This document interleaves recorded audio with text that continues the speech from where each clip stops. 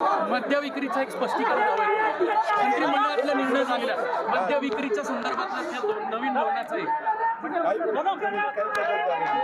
एक स्पष्टीकरण त्याच्यावर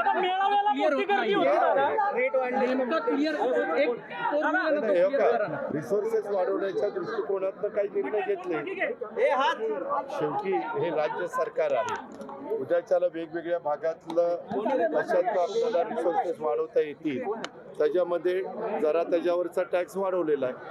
त्याच्यामध्ये एक्झॅक्ट माझ्याकडे आता मी कॅबिनेटमध्ये निर्णय घेऊन आलोय. मी त्याच्यामध्ये प्रेस नोट काढीन, परंतु तसं काही आणखी वेगळं काही केलं अशातला भाग नाही, पण काही त्याच्यामध्ये विक्रीचे दर वाढवले.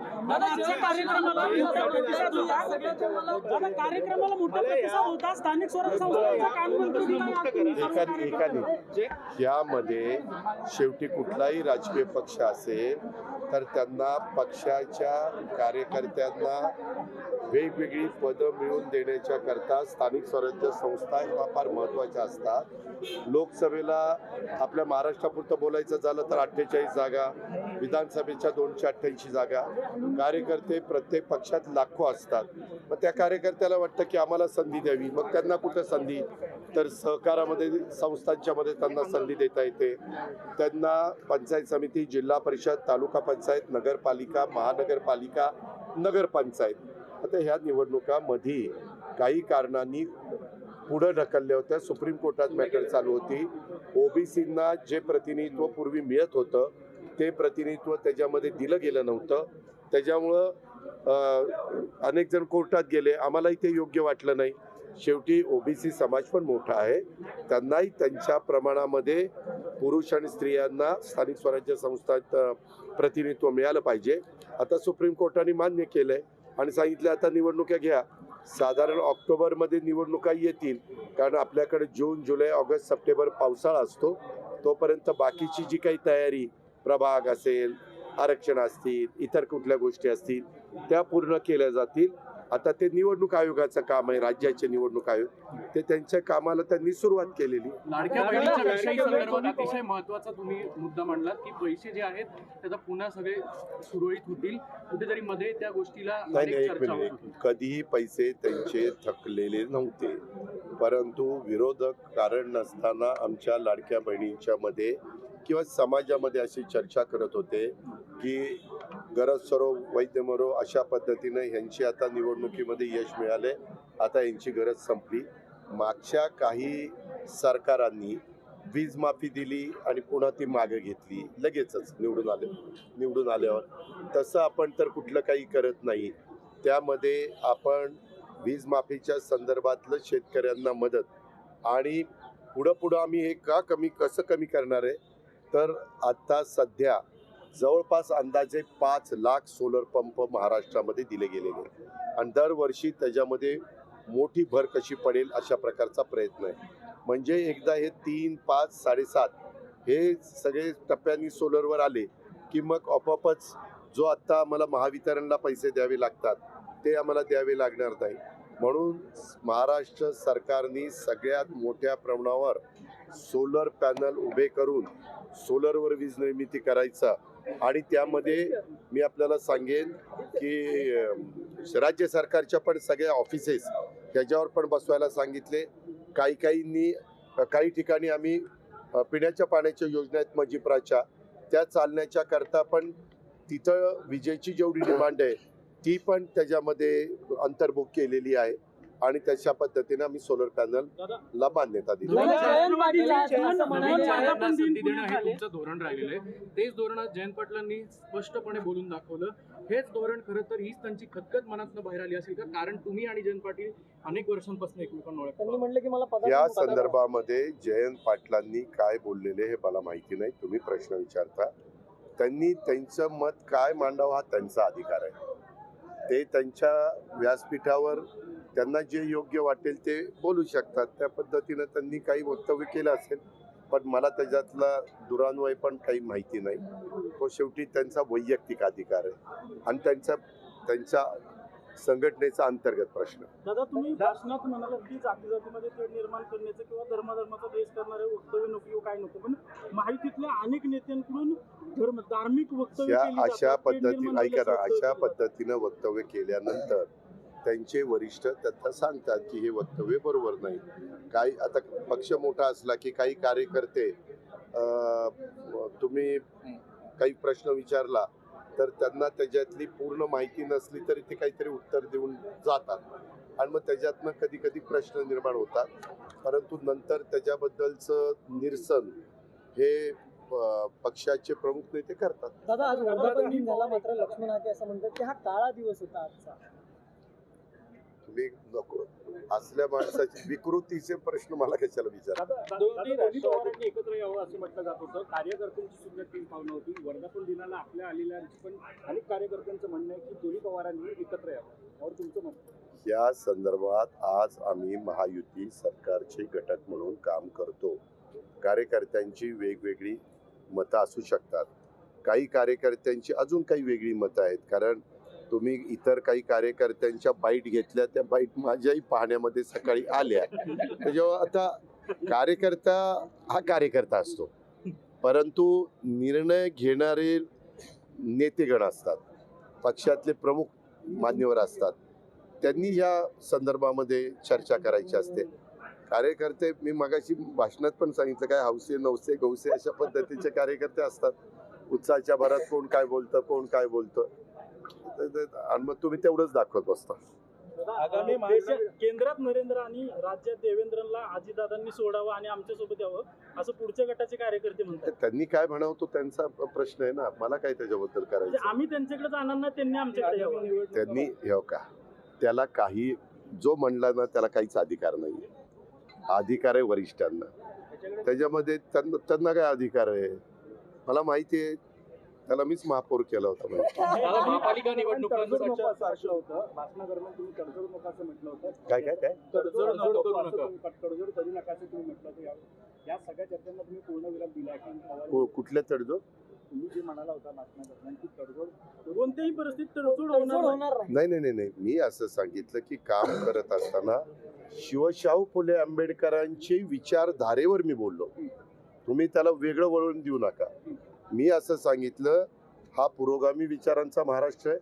शिवशाहू फुले आंबेडकरांची विचारधारा ह्या मातीमध्ये इतकी खोलवर रुजली गेलेली आहे, किंवा महापुरुषांची पुण्यश्लोक अहिल्यादेवी होळकर असतील, सावित्रीबाई फुले असतील, राजमाता जिजाऊ असतील, त्यामध्ये अनेक मान्यवर, त्याच्यामध्ये अण्णाभाऊ साठे असतील, खूप जण त्याच्यामध्ये मान्यवरांची नावं घेता येतील, मौलाना आझाद असतील, आणि ह्या सगळ्यांच्या संदर्भातली विचारधारा ही पुढे नेत असताना कुठल्याही परिस्थितीत तडजोड होणार नाही असं मी. दादा, 4च्या प्रभागाच्या संदर्भातलं काही नाही, मी माझ्या कार्यकर्त्यांना मी एक सांगितलं, मुंबईत एकच वॉर्ड राहणार.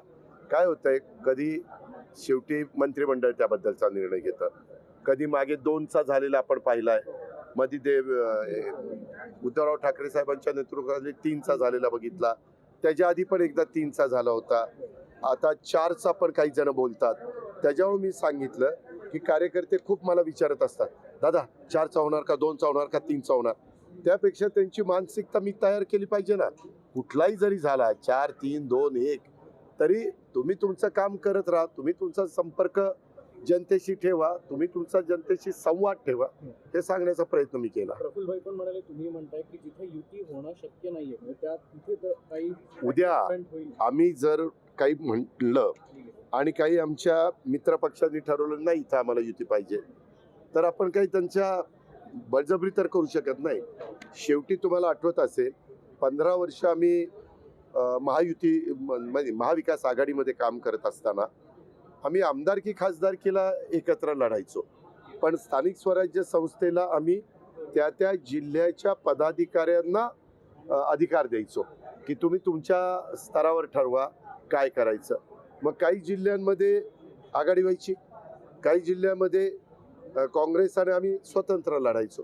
विशेषतः कोल्हापूर, सांगली, सातारा, सोलापूर, पुणे, नगर या सगळ्या भागात आम्ही स्वतंत्र लढायचो, ते स्वतंत्र लढायचो.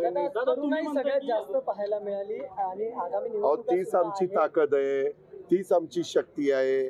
त्यांच्याच जोरावर आम्हाला पुढं पक्ष न्यायचा आहे, वाढवायचा आहे आणि त्यांच्यातनंच नवीन कसे नेतृत्व उदयाला येईल हे त्या ठिकाणी आम्हाला पाहायचं आहे. कारण शेवटी मी आर पाटील, जयंत पाटील, दिलीप वळसे पाटील, सुनील तटकरे आम्ही 99ला एकदम तसे तरुण होतो. ही गोष्ट 26 वर्षापूर्वीची. आता 26 वर्षात बरंच पाणी वाहून गेलेलं आहे. त्याच्यामुळं काळानुरूप हे चक्र आहे. काळानुरूप नवीन पिढी पण पुढे आली पाहिजे. वडीलधाऱ्यांनी त्यांना योग्य पद्धतीचं मार्गदर्शन केलं पाहिजे. ते तयार पण झाले पाहिजे. त्याकरता मी बोललो. पण पक्षात माजी नगरसेवकांनी पण पक्षप्रवेश केलेले आहेत बरेच जण. नाही आम्ही घेणारच ना. पक्षामध्ये मी आपल्याला स्पष्ट सांगतो, कुठलाही पक्षप्रवेश देत असताना साधारण इलेक्टिव्ह मेरिट बघूनच उद्याच्याला उमेदवारी देतो. आता मी पण आत्ताच्या विधानसभेमध्ये माऊली कटके हा त्याला घेतला आणि उमेदवारी दिली, शंकर मांडेकर घेतला आणि उमेदवारी दिली. असे काही उदाहरणं मी कितीतरी सांगेन. तसं या निमित्तानं अनेकांना वाटतं की आता खासदारकी आमदारकी 4 वर्ष 4.5 वर्ष नाहीये, मग आता कुठं आहे. ह्याच्यातनंच कार्यकर्ता तयार होतो. स्थानिक स्वराज्य संस्थात उभा राहिल्यावर कितीतरी आता तुमचा शंकर मांडेकर पूर्वी झेडपीचा सदस्य होता, तो आता आमदार झालाय. अशी कितीतरी उदाहरणं. आर पाटील झेडपीचा सदस्य होता, ते उपमुख्यमंत्री पदापर्यंत पोहोचले. आपले विलासराव देशमुख सरपंच होते बाबुळगावचे, ते मुख्यमंत्री पदापर्यंत पोहोचले. मी सहकारामध्ये एका विकास सोसायटीचा पंच होतो, नंतर बँकेला डायरेक्टर झालो, मग खासदार झालो. मग म्हणजे अशा पद्धतीनं कार्यकर्त्याला सत्तेचं विकेंद्रीकरण करण्याच्या करता चव्हाण साहेबांनी त्यावेळेसचा 62ला जो निर्णय घेतला, त्याच्यामुळं कार्यकर्ता तयार होतो. सत्तेचं विकेंद्रीकरण होतं सर्व जाती धर्माला. मग त्याच्यात आम्ही नंतर आरक्षण आणली. त्याच्यामुळे ठराविक लोकांची, तुम्हाला आठवत असेल, पूर्वी 40-40 वर्ष एक जण झेडपीचं सदस्य किंवा सरपंच गावचे असायचे, नगराध्यक्ष असायचे. पण नंतर ते बदललं गेलं. मंडळ आयोगाची अंमलबजावणी केल्यानंतर संख्येने कमी असणाऱ्या घटकाला पण प्रतिनिधित्व मिळालं. तो जिल्हा परिषदेचा अध्यक्ष झाला, सभापती झाला, महिला सभापती, उपसभापती, नगराध्यक्ष झालेले आपण पाहिले. आणि तेच शिवशाहू फुले आंबेडकरांची विचारधारा. दादा, मित्र पक्षांबद्दल तुम्ही आता बोलला, अनेक ठिकाणी तुमची देखील ताकद मोठी आहे, मग तिथं तुम्ही स्वबळावर निवडणुका आम्ही पहिल्यांदा आमच्या सगळ्या कार्यकर्त्यांना सभासद नोंदणीच्या करता आणि तिथं राष्ट्रवादी काँग्रेसमय वातावरण करण्याच्या करता या वर्धापन दिनाच्या निमित्तानं मी मार्गदर्शन केलेलं आहे. ती आमच्या पक्षाची लाईन आहे. ती आमच्या कार्यकर्त्यांना पुढे घेऊन जाण्याची आम्ही आमचं नियोजन. मुख्यमंत्री करून टाकलं, कारण की त्यांचं म्हणणं आहे की दादांना मुख्यमंत्री करायचं सगळ्यात मोठा पक्ष. ऐका त्यामध्ये प्रत्येकाच्या सगळ्यांना वाटणं हे काही चुकीचं नाहीये, परंतु किती काही वाटलं तर 145 मॅजिक फिगर ही सर्वात महत्वाची असते. त्याच्यामुळं कधी कधी पुढच्या कार्यकर्त्यांना पण त्यांचा उत्साह वाढण्याच्या करता, त्यांच्यात ईर्ष्या निर्माण करण्याच्या करता, त्यांना त्याच्यातनं प्रोत्साहन मिळण्याच्या करता अशा पद्धतीचं बोललं जातं. मुंबई महानगरपालिकेत किती जागा आहेत? मुंबई महानगरपालिकेमध्ये आमच्या पक्षाची स्थापना झाल्यापासून आम्ही 14च्या पुढं कधी गेलेलो नाही. ही वस्तुस्थिती आम्ही नाकारत नाही. त्यामध्ये आत्ता आम्ही आमच्या मुंबईतले असणारे आजी माजी आमदार, आमच्या मुंबईमध्ये असणारे माजी मंत्री आणि संघटनेमध्ये काम करणारे सहकारी त्यांच्याशी चर्चा करून त्याबद्दलचा निर्णय. त्याच्यामध्ये काही प्रमाणात आम्हाला तर आजवावं लागेल, कारण तिथं आमचे सना निवडून आली, नवाब मलिक कमी मतांनी पराभूत झाले. त्याच्यामध्ये इतर पण काही ठिकाणी आम्ही उमेदवार उभे केलेले होते. अशा पद्धतीनं उद्याच्याला तुम्हाला पक्ष सर्व दूरपर्यंत पोहोचवायचं म्हटलं तर जागा तर लढवावं लागतात. बालगंधर्वला जो मेळावा झाला आता काही वेळापूर्वी, तर तिथे एक पुस्तिकेचं अनावरण करण्यात आलं, प्रकाशन करण्यात आलं. कार्यकर्त्यांना संदेश जो आहे तो त्या पक्षाने दिलेला आहे आणि त्यामध्ये ऑपरेशन सिंदूरवर जी आहे ती मोठ्या प्रमाणामध्ये टीका केलेली आहे. लोकांना राष्ट्रभक्तीच्या नावाने मूर्ख बनवणं चाललंय अशा प्रकारचं मत मांडले. एकीकडे सुप्रिया सुळे प्रोत्साहन देतात, पाठिंबा देतात, शिष्टमंडळामध्ये सहभागी होतात आणि नंतर असं पाहिलं का मी पक्षामध्ये अनेक विचाराचे लोक असतात, परंतु वरिष्ठ पातळीवर निर्णय घेणारे जे प्रमुख असतात, जसं आज भारतीय जनता पक्षात स्वतः मोदी साहेब, अमित भाई, राजनाथ सिंग, गडकरी साहेब, दड्डाजी, हे 6-7 जण, शिवराज सिंह चौहान, हे सगळे मान्यवर आहेत. ते निर्णय घेतात. तशा पद्धतीनं प्रत्येक पक्षामध्ये, त्याही पक्षामध्ये प्रमुख लोक निर्णय घेतात. आता हे कुणी काढलंय पुस्तक, काय काढलंय, आता हा कार्यक्रम आहे आणि काही कार्यकर्त्यांनी उत्साहाच्या भरात काहीतरी इथं पुस्तक आहे, म्हणजे त्या पुस्तकामध्ये आम्ही म्हणतो आमचं त्या पुस्तकाला समर्थन नसतं, आम्हाला माहिती पण नसतं, प्रकाशन करून मोकळे होतात. त्यामुळं आज अशा प्रकारे तुम्ही पत्रकार मित्रांनो सगळ्यांनी लक्षात घ्या, या देशाला स्वातंत्र्य मिळाल्यानंतर ज्या वेळेस बॉर्डरवर काही युद्धजन्य परिस्थिती निर्माण झाली किंवा युद्धच करावं लागलं, त्यावेळेस या देशाने प्रत्येक वेळेस दाखवून दिलं, देशातल्या तमाम जनतेने दाखवून दिलं, त्या नेतृत्व करणाऱ्या पाठीशी उभं राहायचं. वाजपेयी साहेबांचं कारगिलचं पण तुम्ही त्या बाबतीमध्ये बघितलं, पुलवामाच्या वेळेस पण आपण बघितलं, आत्ता पण तुम्ही पाहिलं. त्याच्या मागे इंदिराजींनी ह्याची बांगलादेशची निर्मिती केली होती तेव्हाही बघितलं. ज्या वेळेस घटना घडली त्या वेळेस देश एकसंघ राहून मजबूतीनं आपली जी सैन्य दलं आहेत तिन्ही, त्यांच्या पाठीशी आपण ताकद उभी केलेली होती. तशी आत्ताही देश एकसंघ सैन्य दलाच्या पाठीशी उभा होता.